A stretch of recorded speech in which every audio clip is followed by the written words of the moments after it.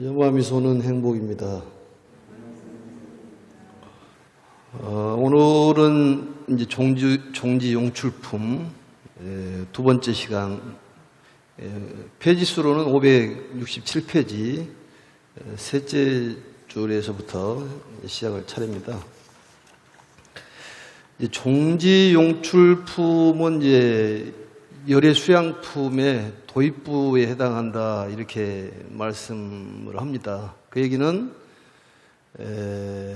열애 수양품이라는 품이 법화경에서 차지하고 있는 위치가 굉장히 중요한 위치이기 때문에 이제 열애 수양품의 도입부에 해당하는 품이 바로 종지 용출품이다, 이런 이제 말을 합니다. 그래서 저번 시간에 이제 종지 용출품에 대한 이제 첫 번째 시간이었는데요. 그때 당시에 이 곤지품에서 이제 서원을 세웠던 그런 대중들에게 부처님께서 설법을 하려면은 이런 방법으로 해야지만이 바람직한 설법 방법이다. 법사의 이제 3계를 좀 자상하게 설명한 내용이 안락행품에 대한 내용입니다. 그래서 이제 안락행품이 끝나고 이제 종지 용출품에서는 이제 그 대중들이 그렇다면은 저희들이 편안한 마음으로 법화경을 좀 설해 보겠습니다. 그 대중이 이제 타방에서 온 대중인데 그 견보타품에서 석가모니 부처님께서 이 분신 부처님들을 이렇게 모으지 않습니까? 그 당시에 분신 부처님을 같이 왔던 보살들께서 저희들이 법화경을 한번 널리 홍보를 한번 해보겠습니다. 이러니까 부처님께서 그만둬라. 너희들이 아니더라 하더라도 내가 그동안에 많은 교육을 시켰던 그런 제자들이 있느니라. 걱정하지 말아라. 그렇게 하는 와중에 이제 땅이 이제 진동을 하고 갈라지더니 그 가운데 이제 천만억 보살 마살이 동시에 솟아올랐다. 그래서 전번 시간에 그런 내용이었습니다. 그래서 땅으로부터 이제 동시에 솟아올랐다, 이런 얘기인데, 여기서부터 이제 궁금증이 이제 발생을 하는데, 이제 부처님의 수명이라는 것은 그 공덕에서 나온다고 그랬습니다. 그 얘기는 우리들의 수명도 공덕에 따라서 달라진다. 어떤 사람은 오래 살고 어떤 사람은 짧게 사는 것은 전부 그 공덕에서 나온 것이기 때문에 결국은 우리의 수명을 연장하는 방법은 이제 공덕을 지어야 된다, 그런 얘기입니다. 그 중에서도 사람을 살리는 일, 또 세상을 구제하는 일이 바로 큰 공덕을 쌓는 일이라고 그렇게 생각하시면 될 것 같습니다. 그래서 결국은 세상을 살리고 또 사람을 살리는 데는 이제 나를 버려야지만이 세상을 살릴 수가 있는데, 결국 나를 버린다는 것은 이제 무아라고 그렇게 얘기를 합니다. 결국은 나를 버리면은 나는 우주에 그대로 존재하는 것이 되기 때문에, 상주하는 것이기 때문에 죽지 않고 계속 상주한다, 이렇게 보시면 됩니다. 그게 이제 무자성이 없다, 그 소리인데, 물이 H2O로 되어 있는데 H2O의 물이 수소와 산소로 구성이 되어 있습니다. 그 근본 바탕을 얘기하는 것인데, 결국 물이라는 것의 인연을 버리면은 결국은 수소와 산소가 우주에 그대로 상주하듯이 결국은 우리도 나를 버렸을 때 우리는 영원히 존재하는 그러한 생명의, 우주 생명의 그 하나가 된다, 이렇게 보면 될 것 같습니다. 그래서 부처님께서는 바로 이 고락을 없애면은, 고락은 항상 상주하는 것이 되는 것이다. 내한테는 고락이 없지만은 결국은 고락이라는 것은 근본적으로 상주한다, 이런 얘기입니다.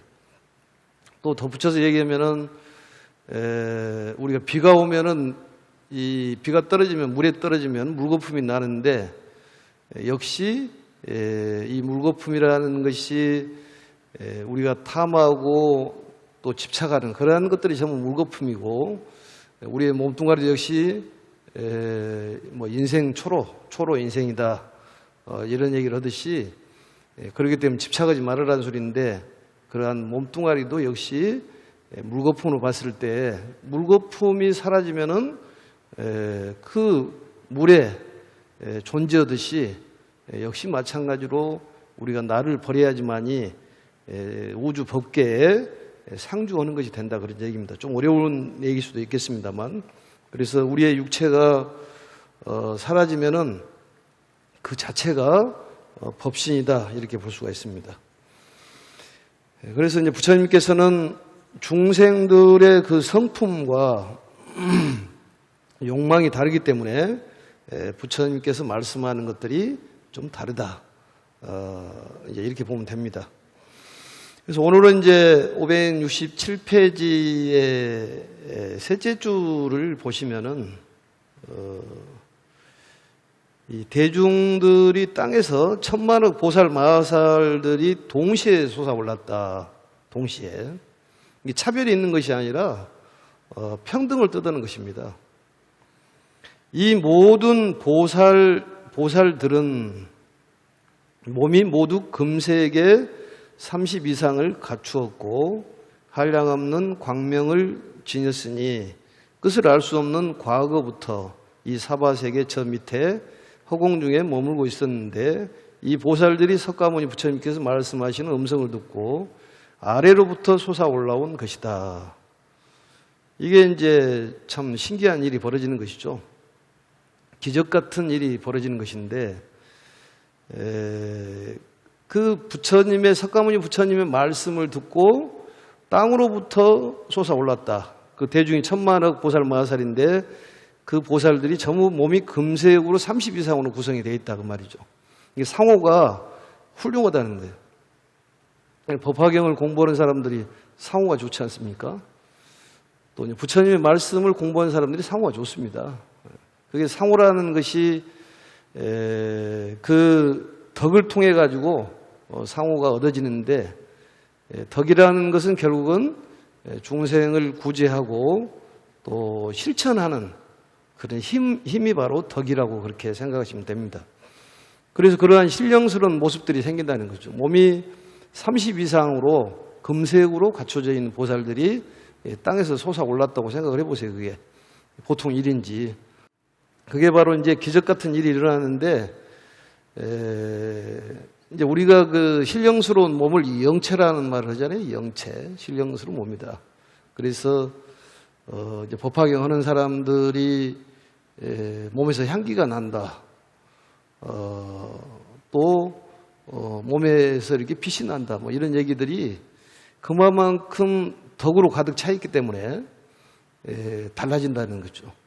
그래서 이 운명은 얼마든지 바꿀 수가 있지 않습니까? 사람이 숙명은 바꿀 수가 없어요. 사람이 태어나면 죽는 것은 어찌할 수 없는 일이지만 우리가 돈을 많이 갖고 명예를 갖고 귀한 존재가 되는 것은 얼마든지 노력 여하에 따라 달라진다는 거죠. 그리고 운명은 개척할 수 있는 것입니다. 그래서 법화기는 공부를 하고 또 중생을 구제하고 믿음을 갖고 항상 부처님께서 나를 지켜주고 계시고 또 우리가 이제 이 인경불사를 통해 가지고 예전에 우리가 목표를 세웠던 것이 스님들께서 무의탁 스님들이 많습니다. 그러니까 의탁을 할 수 없는 이 조계종 외의 스님들이 많습니다. 그 스님들을 모실 수 있는 이제 그 장소가 우리가 사실은 하남회가 마련이 됐는데 지금 이제 여유가 없어서 못 짓고 조립식으로 지어놨습니다만 이 인경불사를 하면은 10%는 그쪽으로 가가지고 이제 무의탁 스님들을 수행 거처로 만드는 거예요. 그게 바로 이제 이 세상을 구제할 수 있는 이 법사님을 모시는 것이죠, 결국은. 열애사를 만들어낸다는 것은 그건 대작불사입니다. 불사라는 것은 부처님과 관련된 일을 하는 것을 불사라고 그래요. 또 다른 말로 얘기하면은 부처님을 섬기는 것을 불사라고도 얘기합니다. 그러니까 많은 법사들이 생겨야지만 세상이 좋아지는 거예요. 그걸 열애사라고 그러잖아요. 열애사. 열애의 사신이다. 그렇기 때문에 우리 법사품에서도 배웠습니다만 부처님께서 나를 일곱 동안을 회매불 막 꾸짖고 요구하고 하더라도 그 죄가 가벼운데 뭐가 무겁냐. 이 열애사, 부처님 말씀을 전하는 사람을 욕하고 한 번만 딱 욕해도 그것은 죄가 어마어마하다는 거죠. 그만큼 부처님께서는 우리에게 힘을 실어주는 거예요. 그냥 어중간은 이렇게 실어준 것이 아니라 확실히 밀어주는 거예요. 한번 해봐라. 그래서 우리가 이제 부처님을 대신해서 이 세상을 밝게 만들고 평화롭게 만드는 것을 바로 불사다. 우리가 할 일이다 그런 얘기입니다. 그래서 무위탁 그 수행 거처, 스님들의 수행 거처를 만들어서 이 부처님 말씀을 전할 수 있는 그런 인재들을 키우는 것도 큰 대작불사입니다. 그래서 우리가 이제 절에서 모으면 돈을 모아가지고 또 쌀을 모아가지고 중앙성가대에 해년마다 쌀을 이렇게 후원을 보냈지 않습니까? 그것도 대작불사입니다. 또 특히 이제 요즘에 이게 한정적이기 때문에 자꾸 인경을 얘기를 합니다만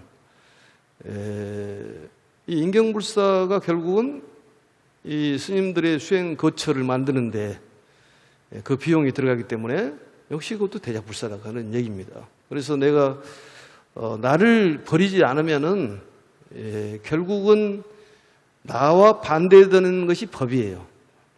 그냥 결국은 나를 딱 버려버리면은 우주 법계에 나는 상주하기 때문에 죽는 것이 아니다 그런 얘기죠. 그게 법공이라는 거예요. 그게 결국은 우리가 무아라는 말도 얘기를 합니다만 결국 무아도리라는 그렇다는 것이. 이 세상이라는 것은 귀하지 않는 것이 하나도 없습니다. 다 귀한 것입니다. 일체가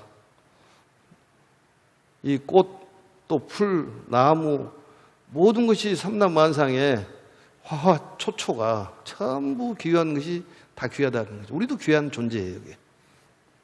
그래서 이 30 이상을 갖추는 것은 바로 실천행의 그런 덕행으로서 이루어진다는 거예요. 그리고 우리가 결국은 생산 문제를 해결을 해야 되는데 이 법화경이라는 것은 참선을 하지 못한 사람들을 위해서 제가자나 출가자를 위해서 만들어졌다 그런 얘기예요. 그래서 우리가 열심히 공부하면은 여러 가지를 이룰 수가 있다는 얘기예요. 세상을 구제하고 또 내가 생산 문제도 해결할 수가 있고 우리가 진공 상태가 되면은 어떤 것이 진행이 되지를 않지 않습니까? 진공 상태가 돼버리면은 그리고 이제 어떤 시공을 초월해버리는 거예요. 그게 정신 집중이 일종의 말에 진공 상태가 돼버리는 거죠. 이 경전을 믿고 부처님 가르침을 항상 이 모시고 다닌다는 것을 잊어서는 안 됩니다. 그것은 오늘 또 얘기하고 내일 또 얘기하고 모레도 얘기하고 똑같이 얘기를 해줘야 돼요. 그게 믿음이에요. 우리가 그렇게 살 날이 많지가 않다니까요. 잠깐 사는 거예요. 그럼 뭔가를 하고 가야 되지 않냐 그런 얘기죠. 그것은 인류를 구제하고 중생을 구제하는데 우리 힘을 써야 된다. 개인적인 욕심을 버리지 못하면은 그게 바로 근심, 걱정만 있을 수밖에 없다는 거죠. 한 번 정도 나를 버리고 세상을 구제해야 되겠다 이런 생각을 한다면은 인경불사에 동참을 하고 또 이제 백중 이 시즌에서는 또 조상들을 이렇게 생각을 해보고 그리고 조상님들을 위해서 기도를 하고 불사를 지어주면은 7분의 1이 조상님들한테 가고 7분의 6이 내한테 오는 거예요. 남을 위해서 기도를 한다는 것은 결국 7분의 6이 온다는 거죠. 두 사람이면은 12, 세 사람이면은 18 이렇게 자꾸 6배수로 늘어나는 거죠. 그래서 많은 사람을 살려보도록 노력을 하는 것이 이 상호가 좋아진다는 거예요. 그래서 법화경을 공부를 하면은 사주팔자가 맞지는 않다는 거예요. 사주팔자가 안 맞아. 5년 전에 그 사람을 봤는데 빈곤상이었는데 5년 후에 보니까 얼굴이 완전히 귀상으로 바꿔졌더라는 거죠. 그래 그동안 무슨 일을 했느냐? 그러니까 법화경을 사경을 하고 공부를 했다.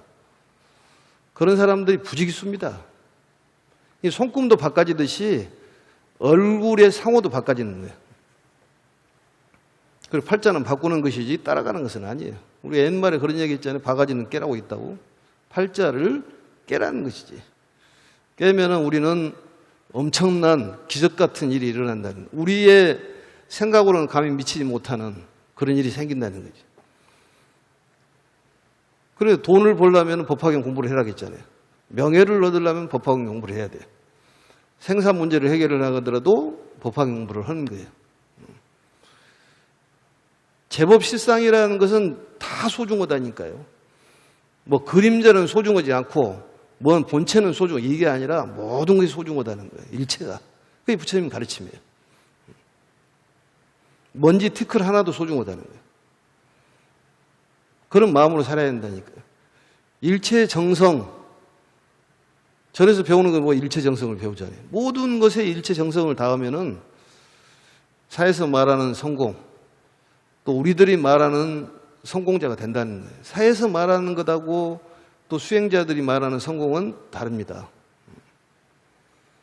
수행자들은 어떤 명예로, 돈으로 그게 성공자가 아니다는 것이지. 그렇지 않습니까? 우리가 세월을 조금 살았어도 그게 명예가 그렇게 중요하지 않다는 것을 금방 깨닫잖아요. 또 금전적인 것도 어느 정도 있으면 된다는 거지. 그리고 나라가 얼마나 많이 좋아졌나요? 그게 없으면 돈도 주고 먹을 거 다 주잖아요. 그게. 예? 얼마나 편해졌어요. 그게. 그래서 이러한 금세계 30 이상을 갖췄고 한량한 광명을 지녔으니, 몸에서 광명이 나온다는 거예요. 사람이 이 화색이 좋다고 그러지 않습니까? 마음이 밝으면 얼굴도 밝은 거예요. 얼굴을 밝게 한다고 해서 마음이 밝아진 것은 아니에요. 끝을 알 수 없는 과거부터 이 사바세계 저 밑에 허공중에 머물고 있었다. 이걸 보면은 그 우리가 살고 있는 사바세계 밑에 또 허공이 있다는 거예요. 우리가 알지 못하는 허공이 있다는 거예요. 거기에 머물고 있었던 그 석가모니 제자들이 그 석가모니의 음성을 듣고 땅에서 솟아나왔다는 거예요. 어디서 많이 들어본 소리가 있으니까 올라오는 거예요, 그게. 누가 부르는 소리를 들으면 오지 않습니까, 이렇게? 사람도 그렇고, 많은 대중들이 보면은, 그거 솟아올랐다는 거예요. 참 신기한 일이 벌어졌잖아요. 그래서 우리 이 허공이라는 것은 이제 이 공이란 말도 똑같는데, 이 실질적으로 법화경에서 뭐 본문, 정문 그러는데 공에서 보면은 본문, 정문이 본 적이 없습니다. 본적이라는 것이. 그러니까 그 얘기는 이 본이란 말은 근본을 얘기하는 거고 적이란 말은 흔적을 얘기하는 거예요. 그러니까 석가모니 부처님은 적불이라는 거예요. 흔적이라는 거죠. 그건 뭐가 근본이냐? 그게 법신불이라는 거죠. 법신불. 그런데 사실은 부처님께서 그 방편을 나타내기 위해서, 진실을 나타내기 위해서 방편을 보이셨다면은 진실이 나타남과 동시에 방편은 없어진다는 거죠. 결국은 본부를 지금 보이시기 위해서 이런 말씀을 하시는데 우리도 마찬가지다는 거예요. 그러면 이 본불이 나타나면은 적불은 없어지는 거지, 그게. 그래서 흔적에 대한 그림자를 얘기를 하는 거예요. 그림자의 그 진실된 본래 모습이 뭐냐고는 그런 얘기지. 그래서 근본과 흔적이 둘이 아니다는 거죠. 경을 읽을 때 천천히 이렇게 읽으면 좋을 것 같습니다. 이 땅이라는 것은 우리가 보면은 만물을 생장하는 그러한 그 어머니 같은 그런 성품을 가지고 있는 거예요. 또 물이라는 것은 이 만물을 깨끗이 하지 않습니까? 이 세상 만물을 깨끗이 하는 것은 물이에요. 그게 물이 그렇게 중요하다는 거지. 근데 우리는 마음이라는 것이 중요하다는 거죠. 이 만물을 깨끗이 한다는 거예요. 그러면은 지수화풍에서 불이라는 것은 무엇이냐? 불은 따뜻한 것이 아니에요. 그냥 태우는 것이지. 번뇌를 태워버린다는 거예요. 또 새롭게 태어나는 것이고. 뭐 집에 불이 나면은 뭐 대성한다고 그래가지고 불난집을 또 좋아하잖아요, 그게. 하늘하고 땅하고 통했다 그런 얘기예요, 불이 나면은. 그래, 옛날에 보면 불난집이 집터가 그냥 번성한다고 그러는데, 사람도 이제 열 받으면 공부가 많이 되죠, 그게. 화를 냈으면은 나중에는 이제, 이거 안 내야 되겠구나. 이제 공부가 됩니다, 그게. 또 이제 풍이라는 것은 뭐냐? 바람이라는 것은 먼지를 털어내는 거예요. 먼지를 털어내. 그리고 하방이라는 것은 아래는 지리 자체를 얘기하는 거예요. 그럼 상방이라는 거 무엇이냐? 진리의 출현이죠, 그게. 진리의 출현이지. 그러니까 땅 속에서 그 바탕에서 땅으로 솟아올랐다는 거예요. 연꽃처럼. 연꽃이 보면은 그 땅에서, 진흙 땅에서 그게 올라오는데 그 진흙이라는 것은 결국 우리가 말할 때 더러운 거다고 생각할지 모르지만은 연꽃을 보면은 더러운 것이 아니다는 것이지. 왜냐? 그 진흙 땅이 근본이라면은 연꽃은 현실화된 것인데 깨끗한 거예요, 그게. 우리는 진흙을 더럽게 생각하는데 그렇지가 않다는 얘기입니다. 그래서 진흙하고 연꽃이 하나다는 것이지. 모든 건 하나다는 거예요. 그걸 깨달으면은 생사가 하나이기 때문에 우리가 죽으면은 근본으로 돌아가기 때문에 우주에 상주한다는 거예요. 근데 그게 이게 체득이 안 되잖아요. 인식이 탁 안 와요. 그게 안 와. 그 다음 보겠습니다. 그래서 땅으로부터 부처님의 말씀을 듣고 솟아올랐다는 거예요. 그래, 지용보살. 그래서 그 대중들이 한 명 한 명의 보살이라면 위대한 사람을 보살이라고 그랬죠. 모든 대중을 인도하는 지도자로서 각각 6만 항아사의 권속을 거느렸는데, 이 권속이라는 건 따르는 대중을 얘기하는 겁니다. 6만 항아사란 말은 항아사가 겐지스강이기 때문에 6만 개에 해당하는 그 숫자라는 거지. 겐지스강의 6만 개에 해당하는 숫자가 6만 항아사의 권속을 거느렸는데, 그런 사람들이 땅에서 솟아 나왔다는 거. 얼마나 많은 숫자인지. 이 숫자 개념이라는 것은 저번에도 얘기했습니다만, 무한을 얘기를 하면은 사람이 감이 안 오는 거예요. 그래, 어찌됐든 숫자를 설명을 해야지 감이 오는 거지.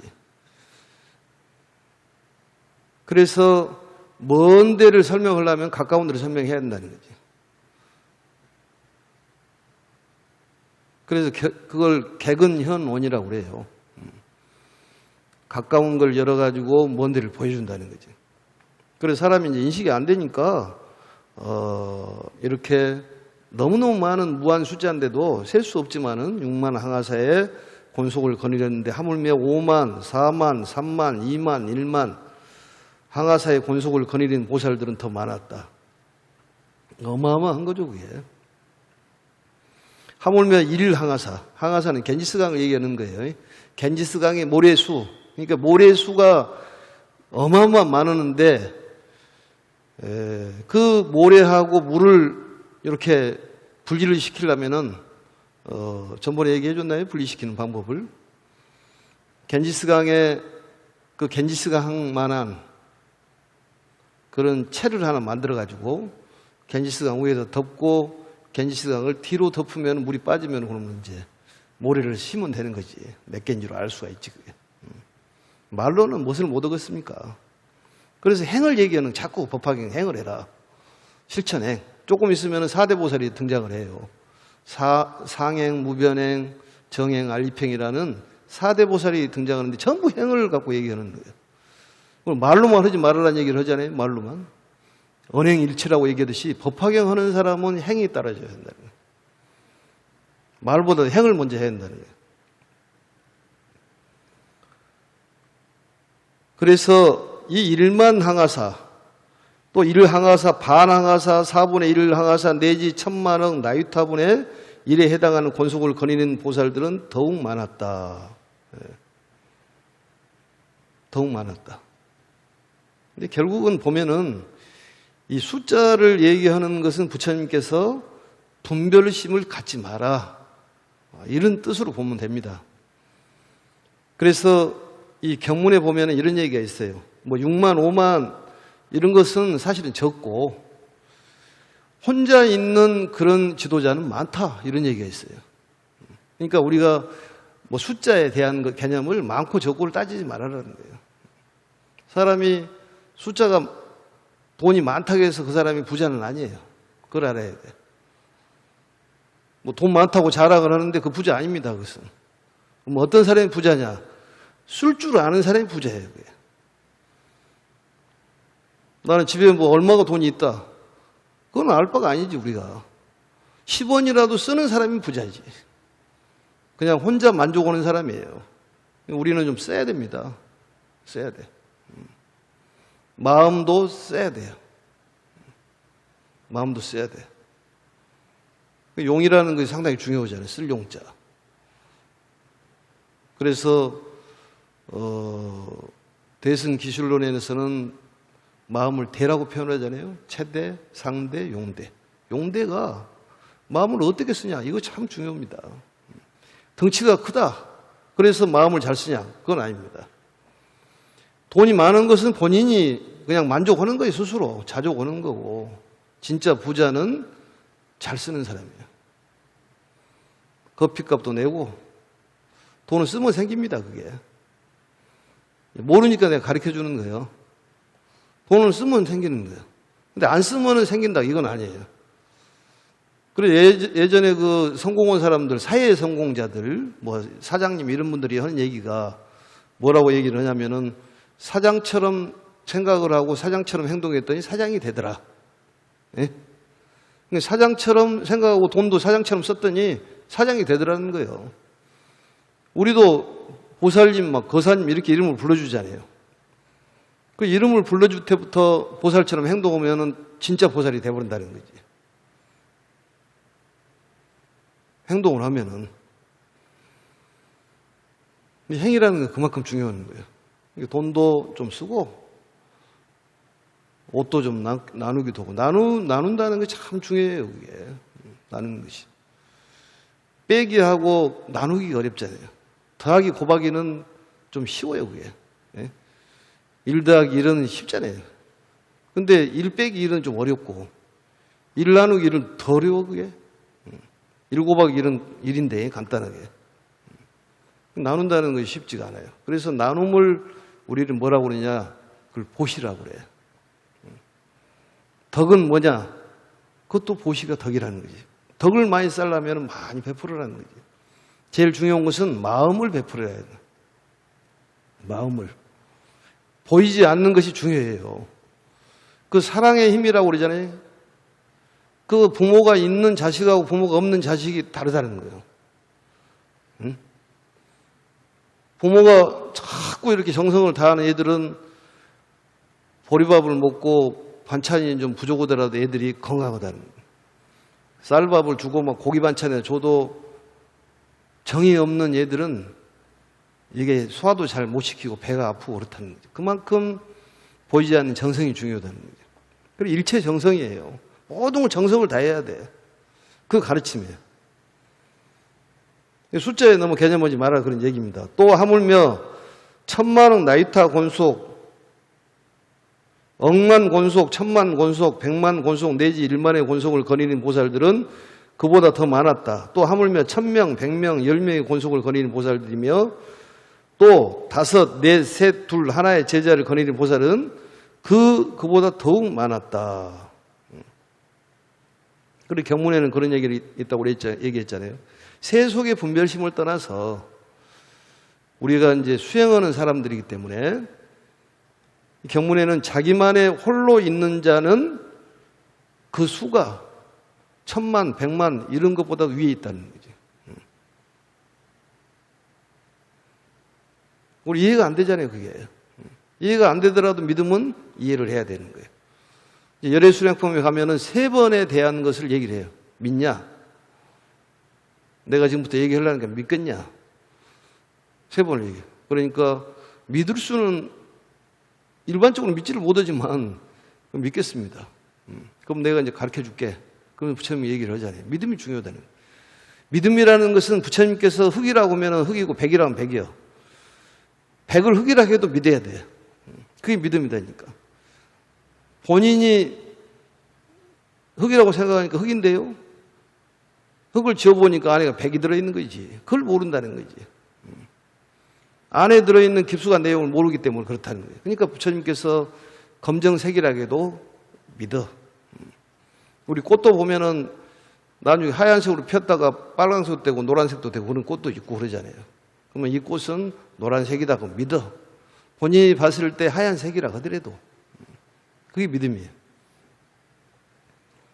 그래서 왜 이렇게 사람들의 차이가 나느냐, 차별성이 나느냐, 이것은 보살의 어떤 영향력이라든지 실천력에 따라서 제자가 다룰 수 있다고 이렇게 해석을 하시면 될 것 같습니다.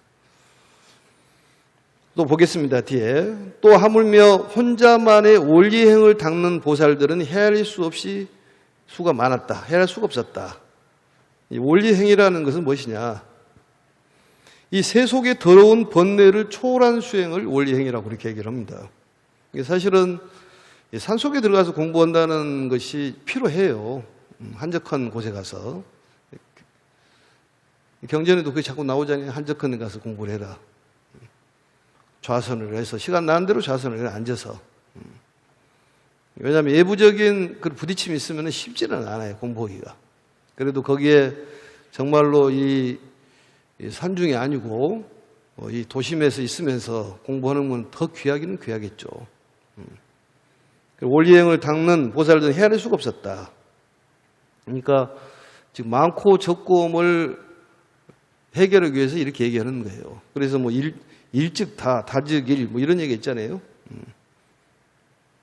일미진중 함시방이라 이런 얘기도 있고, 우리 법성계 보면 그건 나오잖아요. 일중일제 다중일, 뭐 다가 일이고 일이 하나다, 뭐 이런 얘기들. 그건 차별심을 없애기 위해서 그렇다 그런 얘기죠. 그와 같은 보살들은 한량 없고 끝이 없어 산수나 비유로도 알 수가 없었다. 너무 많기 때문에 숫자로 또 어떠한 비유로도 설명을 할 수가 없었다 그런 얘기입니다. 이 사람들이 어떤 사람이냐? 부처님의 음성을 듣고 땅에서 솟아나온 그런 보살들이에요. 그러니까 지용이라는 이제 땅에서 솟아올랐다 그런 소리인데 이게 수행자입니다. 결국은 우리도 깨어나야 돼요. 생각을 좀 바꿔야 됩니다. 이 생각을 바꾸지 못하면은 안 바꿔져요. 이게 다른 거 전체적으로 안 바꿔집니다. 생각을 좀 바꿔야 돼요. 변화라는 것이 필요하다니까요. 변화, 개발, 변화를 해서 자꾸 좋은 쪽으로 개발을 해가지고 나중에 본인이 완성을 시켜야 되는 거예요. 변화, 개발, 완성 이게 필요한 거예요. 좋은 것이 있으면 자꾸 해가지고 하다 보면은 정진을 하다 보면 신통력이 생기는 거예요. 어느 때 된다니까 뭐가 되는 거예요. 마음도 자꾸 다져먹고 돕는 일도 해보고 돈이라는 것은 쓰면은 생긴다고 그랬으니까 써보고 또 마음을 건강하게 마음을 먹으면은 건강해지는 거예요. 건강해. 항상 부처님께서 이 상주하고 계시면서 우리를 보고 있다. 그러니까 우리는 어떻게 부처님하고 코드를 맞춰야 되냐. 이 음악이 이 공중에 흐르고 있으면 거기에 딱 코드를 꽂으면 딱 되잖아요. 그게. 그러듯이 코드만 꽂으면 우리는 끝난다는 거지. 그게. 너무 아집이 강하면 어렵다는 얘기입니다. 그와 같은 보살들은 한량 없고 끝이 없어 산수를 비유를 할 수가 없다. 이 모든 보살들이 땅에서 솟아나와 각각 허공의 칠보의 묘탑 안에 다보열애와 석가모니 부처님의 처소에 이르러서는 두 분 세존을 향하여 머리 숙여 발에 예배하고 또 모든 보배 나무 아래 사자재에 앉아 계시는 부처님들 계신 곳에 이르러서 또한 모두 예배하고 오른쪽으로 3번씩 돌고는 합장하고 공경하였다. 오른쪽으로 돌고 합장하고. 이게 지금 무슨 소리냐. 다시 돌아와가지고 보시면은 567페이지 아래에서 넷째 줄입니다. 땅에서 솟아나온 각각 허공의 칠보의 묘탑 안에 이게 지금 무슨 얘기냐면은 견보타품에서 보면은 견보타품에서 총루품까지 허공설법이에요. 이게 허공설법이요. 그러니까 땅에서 다보 부처님이 솟아올랐잖아요. 그래서 석가모니 부처님께서 공중으로 올라가셔가지고 대중들을 같이 공중에서 설법을 하는 거예요. 그러니까 이 견보타품까지 이제 견보타품에서 이제 허공설법하고 그 전에는 기사골산에서 설명을 하고 총루품까지 설명하다가 총루품에서 이제 또 기사골산으로 가고 2처 3회죠 그게 2처 3회. 그러니까 두 곳에서 3번에 걸쳐서 설했다 그런 얘기입니다. 참고적으로 하시면 될 것 같습니다. 그래서 허공의 칠보의 묘탑 이거 기억이 나죠? 다보 부처님께서 이 법화경을 듣기 위해서 솟아올랐잖아요. 그게.